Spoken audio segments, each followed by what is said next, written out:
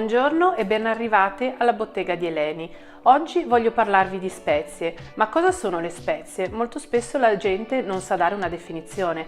A me piace ricordare la definizione che lessi una volta di un medico indiano appassionato di spezie.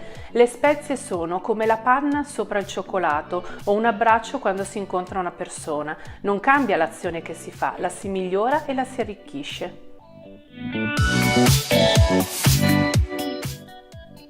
La curcuma per diversi decenni è stata erroneamente definita lo zafferano indiano o lo zafferano dei poveri. Questa confusione la si deve ad un viaggiatore notissimo dalle nostre parti, tale Marco Polo, che quando arrivò in India confuse appunto la curcuma come lo zafferano. In realtà sono delle spezie estremamente diverse. Lo zafferano nasce dal pistilo di un fiore, mentre la curcuma è la radice di un'erba.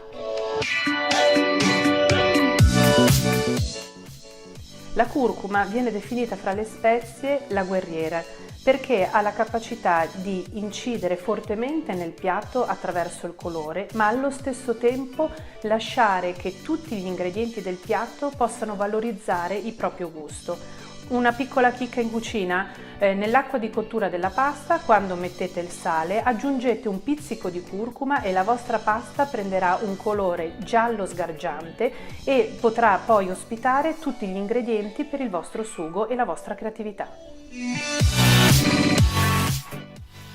Secondo diversi studi condotti dall'Organizzazione Mondiale della Sanità e non solo, si è dichiarato e dimostrato che la curcuma, e in particolar modo la curcumina, il principio in essa contenuto, è un potentissimo coadiuvante per molte patologie oncologiche. Infatti si trova all'interno di molti di questi farmaci. Una pillola sgaia? Il Golden Milk, una bevanda ayurvedica famosissima in Asia ma ormai nota anche in Occidente, che rende la giornata più piacevole grazie al colore sgargiante della curcuma, grazie al pepe nero che ci rinforza e al latte vegetale e il miele che dà dolcezza.